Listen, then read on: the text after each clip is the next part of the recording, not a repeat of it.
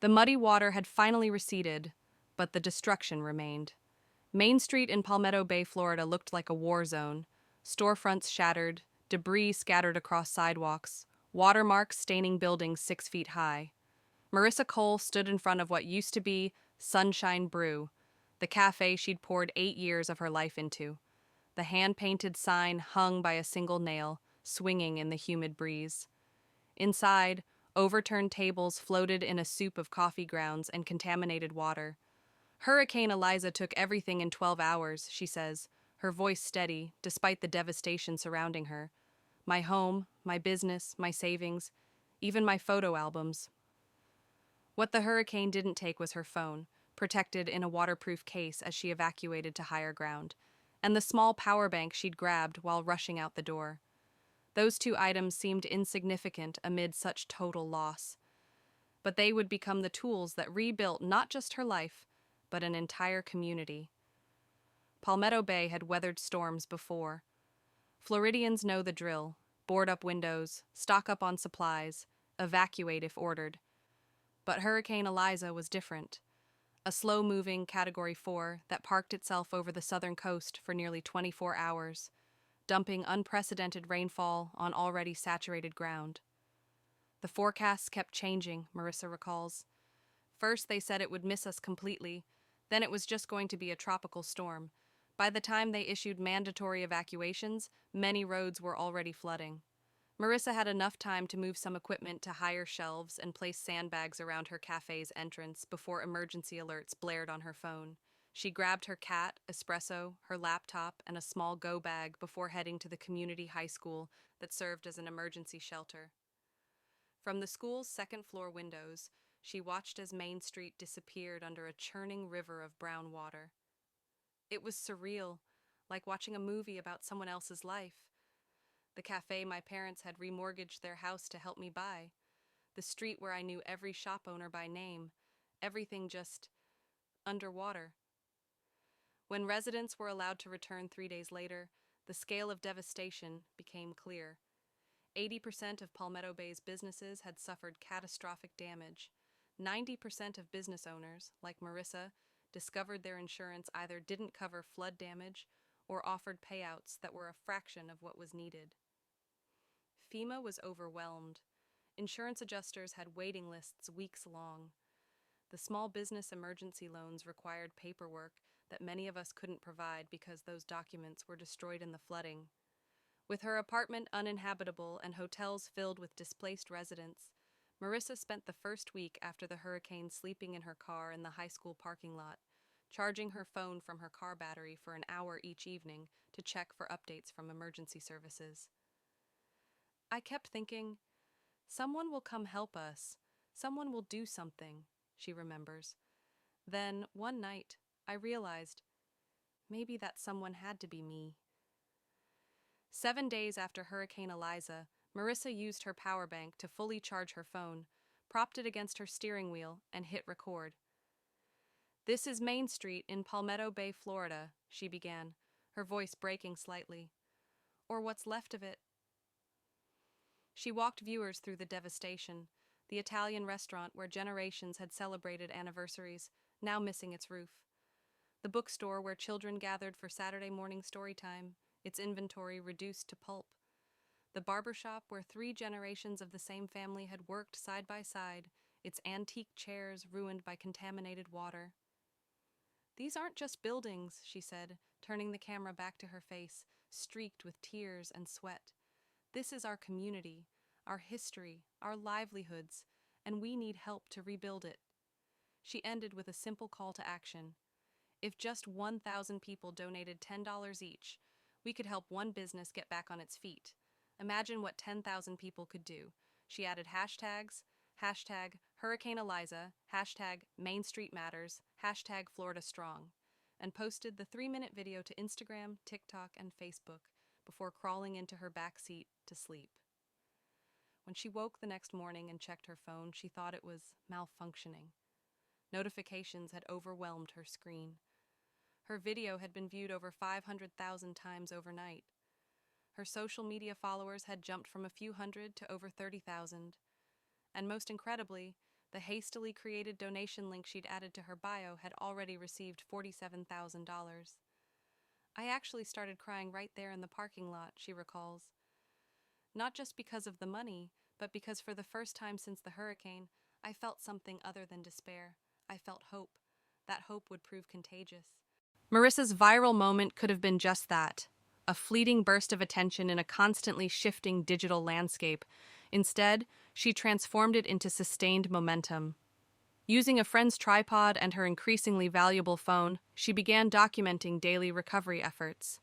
She interviewed local business owners about their losses and their dreams of rebuilding. She highlighted volunteers who arrived to help clear debris. She showed the raw reality of disaster recovery, the mold, the insurance battles, the bureaucratic hurdles. I wasn't trying to be an influencer, she explains. I was trying to be a witness, to make sure people didn't forget about us after the news cameras left. Her authentic, unfiltered approach resonated. National news outlets picked up her videos. Celebrities shared her posts. Online communities organized fundraisers. A crowdfunding platform waived their fees for her campaign. As donations surpassed $250,000, Marissa made a decision that would define the recovery effort. Rather than focusing solely on rebuilding her cafe, she would help revitalize the entire street. Some people thought I was crazy, she admits. Why not just take care of myself first? But that's not how communities work. Main Street wasn't just a collection of individual businesses. It was an ecosystem. We needed each other to survive. She organized a meeting in the high school gymnasium, the only large, undamaged space available, and invited every Main Street business owner. Of the 32 businesses that had operated before the hurricane, representatives from 28 attended. We were a mess, she remembers with a sad laugh. Exhausted, traumatized, some still living in shelters or cars. But when we saw each other, really saw each other, something shifted. We weren't alone anymore. That night, Main Street Together was born. A cooperative approach to rebuilding that would pool resources, share labor, and prioritize getting everyone back in business rather than just those with the most capital or best insurance. The first $100,000 went to immediate needs: industrial dehumidifiers to prevent mold, dumpsters for debris removal, pressure washers to clean mud from salvageable equipment. Rather than each business renting equipment individually, they shared, creating rotating schedules that maximized efficiency. Marissa continued documenting everything: the setbacks, the small victories, the moments of community coming together. Her following grew, and with it, the donations and support. A building supply company in Georgia sent 3 trucks of discounted materials. A group of retired contractors from North Carolina arrived with tools and expertise, volunteering 2 weeks of labor. Architecture students from a nearby university created free redesign plans that incorporated flood mitigation features. The most powerful moment came 2 months in, Marissa recalls. The owner of the hardware store, which was one of the worst hit buildings, announced he'd received an offer from a national chain to buy his property. They were offering 3 times what it was worth before the hurricane. The room fell silent. Everyone understood what this could mean: the beginning of corporate takeovers, the end of the locally owned character that had defined Main Street. He stood up and said, "I told them no, because Main Street isn't for sale." The whole room erupted in cheers. That's when I knew we were going to make it. Not every business survived the transition. Some owners, particularly those nearing retirement, chose to take insurance payouts and move on. But for each storefront that became available, Main Street Together had a plan: incubating new local businesses, creating shared spaces where entrepreneurs could split costs, prioritizing diversity and ownership. 6 months after Hurricane Eliza, construction was underway on every building on Main Street. Marissa's documentation had evolved into a sophisticated social media operation, with regular updates, live-streamed reconstruction milestones, and transparent accounting of how donations were spent. People weren't just sending money anymore, she explains. They were investing in our story. They wanted to see the renaissance of this small-town Main Street. They wanted proof that community could triumph over catastrophe. That investment paid dividends beyond financial support. tourism businesses in neighboring towns, recognizing the marketing value of Main Street's rebuilding story, organized recovery tours that brought visitors and their wallets to temporary pop-up markets where Main Street businesses could generate income while reconstruction continued. The mayor, initially skeptical of the grassroots approach, became an advocate after seeing its effectiveness. The city fast-tracked permits, waived certain fees, and assigned dedicated staff to help navigate federal assistance programs. It wasn't always smooth, Marissa admits. We had disagreements about priorities, about aesthetic decisions, about how to distribute resources. But we had established a foundation of trust and transparency from the beginning. We kept coming back to our shared vision, a Main Street that served the entire community, that preserved our history while building resilience for the future. Exactly 1 year after Hurricane Eliza, Palmetto Bay held the official grand reopening of Main Street. What had once been a scene of devastation was now a vibrant commercial district, different in many ways from its pre-hurricane incarnation, but unmistakably the heart of the community. 25 businesses opened their doors that day, including Sunshine Brew. Marissa's cafe had been reimagined with a more resilient design. Electrical systems moved to higher elevations, water-resistant materials, improved drainage. But the spirit remained the same. Local art on the walls, comfortable seating arranged for conversation, the smell of freshly ground coffee beans permeating the air. The street itself had transformed too. Permeable pavement replaced traditional concrete, allowing future floodwaters to drain more effectively. Rain gardens dotted the landscape, beautiful while functional for water management. Solar-powered lights ensured the street wouldn't go dark during the next power outage. CNN, the Weather Channel, and dozens of local outlets covered the reopening. The governor cut a ceremonial ribbon, but the most powerful moment came when Marissa addressed the crowd gathered in front of her cafe. "A year ago, I stood here surrounded by destruction, talking to my phone because it was the only thing I had left," she said, her voice carrying across the suddenly silent street. "Today, I'm surrounded by resurrection. We didn't just rebuild buildings. We rebuilt hope. We rebuilt community. We rebuilt ourselves." She gestured to the business owners lined up beside her, the elderly couple who ran the bakery, the young entrepreneur who had opened a zero-waste general store in a previously vacant space, the second-generation barber who had modernized his father's shop. "Hurricane Eliza took our past, but it couldn't take our future. That belongs to us." The crowd erupted in cheers as Marissa turned to cut the ribbon on her cafe's door. As it swung open, sunlight streamed across the new hardwood floors, illuminating a wall where hundreds of notes from donors and supporters had been preserved under glass, a permanent testament to the power of community that extended far beyond Palmetto Bay's borders. The success of Main Street Together created ripples that spread far beyond Palmetto Bay. Marissa's documentation of the recovery process, over 300 videos and posts, became a blueprint for other communities facing natural disasters. I started getting messages from people in California dealing with wildfire aftermath, from tornado survivors in Oklahoma, from flood victims in Tennessee, she says.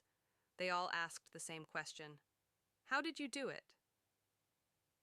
Recognizing the need for this knowledge to be shared, Marissa launched a nonprofit organization called Community Resilience Network. The organization offers free social media training for small businesses affected by disasters, teaching them how to effectively tell their stories and mobilize support. "The biggest lesson I try to communicate is that authentic storytelling is more powerful than polished marketing," she explains. "People respond to real human experiences. They want to help when they see a clear way their contribution makes a difference." Her work has influenced disaster recovery policy as well. 3 state governments have implemented programs based on the Main Street Together model, creating frameworks that support collaborative rebuilding rather than individual assistance alone. FEMA invited Marissa to consult on their small business recovery protocols. Insurance companies are piloting community-based coverage options inspired by Palmetto Bay's experience. "The old model was every business for themselves," she says. "We proved there's a better way." Today, Main Street in Palmetto Bay has become something of a pilgrimage site for community organizers and urban planners. They come to see how thoughtful rebuilding can create places more resilient than what existed before. Sunshine Brew now hosts regular workshops on disaster preparedness for small businesses. The back room that once stored extra coffee beans has been converted into a community media center where local entrepreneurs can record podcasts, shoot videos, and build their digital presence. The hurricane taught us that physical infrastructure is vulnerable, Marissa reflects. But digital infrastructure, our stories, our connections, our knowledge, that can survive anything. On quiet mornings, before opening the cafe, Marissa sometimes walks the length of Main Street, remembering how it looked submerged in muddy water. The memories no longer bring pain, just perspective. I lost everything, she says, watching children play hopscotch on freshly painted sidewalks outside a rebuilt toy store. But what we found was worth so much more. If Marissa's story inspired you today, there are communities right now facing similar devastation who need our support. Subscribe to our channel for more stories of resilience and community-led recovery efforts. Next week, we'll share how a neighborhood in New Orleans transformed vacant lots into urban farms after years of flooding. Share this video with someone who believes in the power of community to overcome seemingly impossible challenges. Comment below. Has your community faced a natural disaster? How did people come together to rebuild? Or share a local business that forms the heart of your neighborhood? Let's celebrate these community anchors before disaster strikes. For small business owners interested in disaster preparedness resources or Marissa's social media training programs, check the links in our description. Remember, sometimes all it takes is one person with a phone and an idea to transform devastation into hope.